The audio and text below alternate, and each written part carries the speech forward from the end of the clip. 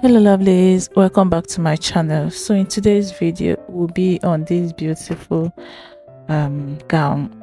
I don't even know what to call it. Anyways, the first thing I'm going to be doing is to mark a straight line that will serve as our starting point as usual, and once I am done with that, from there I'm going to go ahead and take my half length. So we are not marking our bust point at today, so I'll take my half length and then I'll mark the full length of the gown, or should I call it pinafore, whichever it is. So I'm just going to go ahead and mark all these lines straight.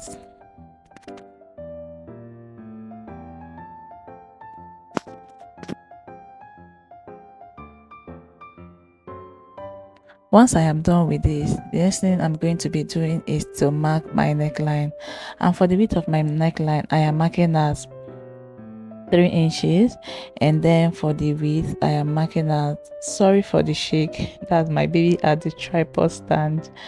So I mark 3 inches by 3 inches, and I'm going to give it a curve for a round neck. Then the next thing I'm going to be marking is half of my shoulder measurement.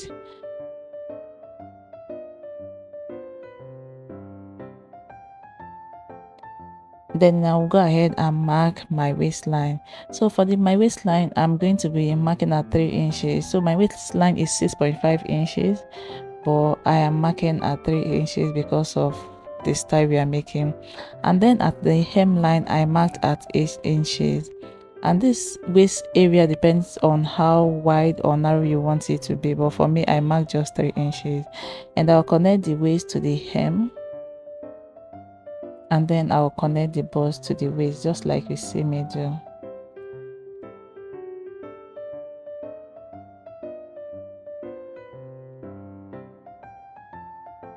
Once I am done with this, to avoid a sharp area at that waistline, I'm going to use my free hand to blend this in.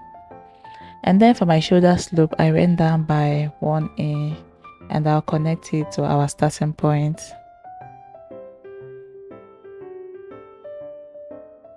And that is it for this front bodice. We are going to go ahead and cut it out. If you haven't subscribed up to this moment, yes, you take 1 minute to hit on the subscribe button. Join this amazing family.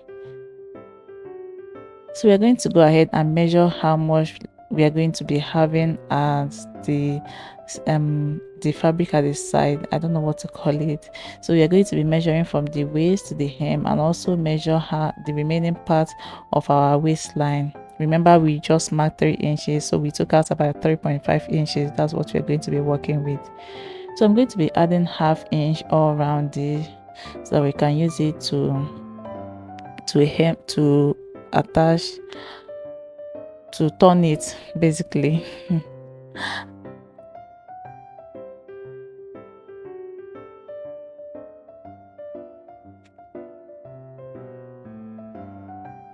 So for the back neckline, for the back bodice, the neckline is 1 inch, and then you can see that I also added 1 inch allowance for the zipper. So I'm going to go ahead and cut all this one out as well. Then I'll go ahead and open up the zipper allowance. So this is it after I was done cutting it out, and I have 2 pieces of the front. One will be my lining, and also for my back I have 2 pieces for it, one for my lining as well. So I'm going to pick up my main fabric and take out my lining, and whatever I do to my main fabric I'm going to be doing to my lining. So I'm going to be doing front facing front, and I'll go ahead and pin my shoulders together.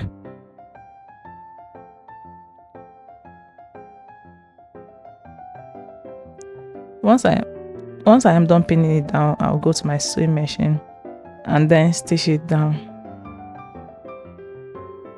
So this is it after stitching it down, and you know that whatever I do to my lining I do to my fabric. So we are going to go ahead and cut out the cape for the neckline. And for this I'm just going to go ahead and fold my front neckline, because this collar is just going to be for the front neckline. So I'm just pinning my two shoulder lines together so that it doesn't move as I am trying to transfer this to my fabric. So I'll fold my pattern paper into two, and then I'll place my front neckline on my pattern paper, making sure that the center front is matching the center of the fabric. I'll go ahead and pin this down. Once I am done with this with my chalk, I'm going to go ahead and trace out the neckline.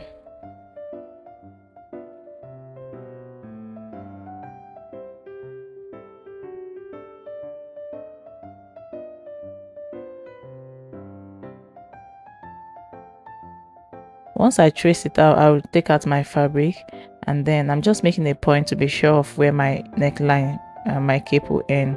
And then for the length of the neckline of the cape, if you look at the cape, you see that one side is longer than one. So I'm just marking 2.5 inches that are or at the center of it. Let's just say at the center. Then I'll use my free hand to connect it. You see the way I am doing? Please go ahead and do the same. And on the center area, the space there is about 1 inch there.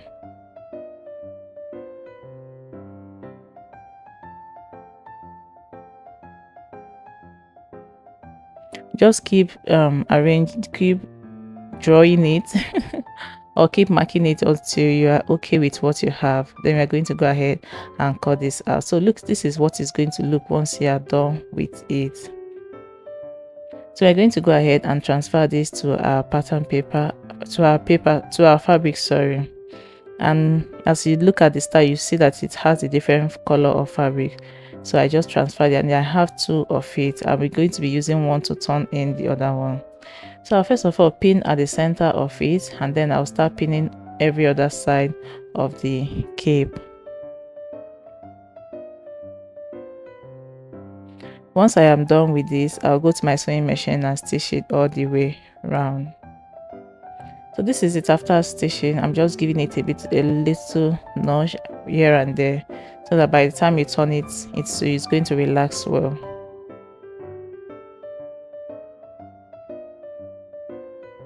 So I'll turn it to the right side,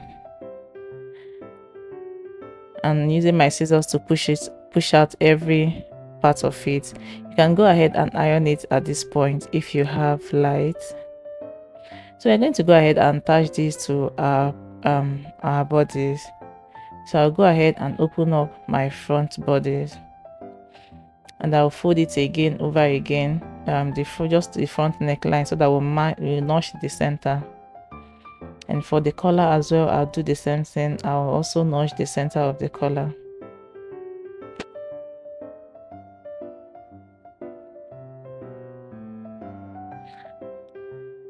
Once I am done, I'm going to open up my my bodice and then place the collar, matching the two center.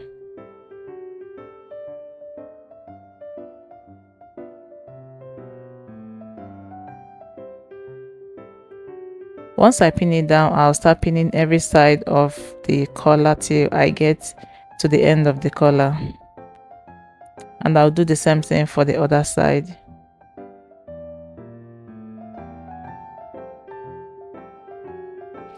Once I am done with that, I'll bring in my lining, and then I'll start pinning my lining from the back neckline all the way to the front, making sure I arrange everything. The first place I pin is to pin my two shoulders together, making sure that my two shoulder line is matching, and I'll go ahead and stitch it all around. So this is it after stitching. I'm just notching it all around, and remember to take out all your pins. Once I am done with that, I'll turn it to the right side, and this is what we have. This is our collar. I just feel that my collar is small, but at this point there is nothing I can do to it. You can increase yours if you want it to be bigger. So we're going to be using our bias to turn this this two side, and I'll be using the same color with the bias, with the collar, sorry.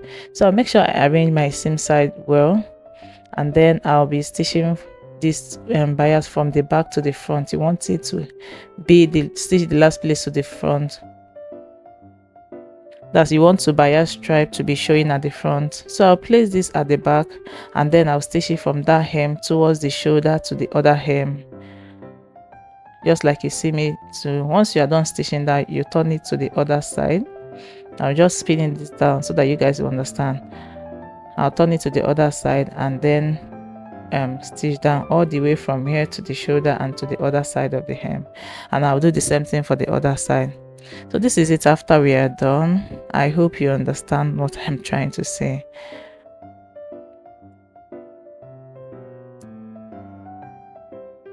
So we are going to go ahead and measure the other parts of the gown. I'll first of all measure my waistline, or let me say my half length, to know where it's going to fall into. I'll make a mark there, and then from there I'm going to measure all the way to the hem to know how much fabric we are going to be cutting out.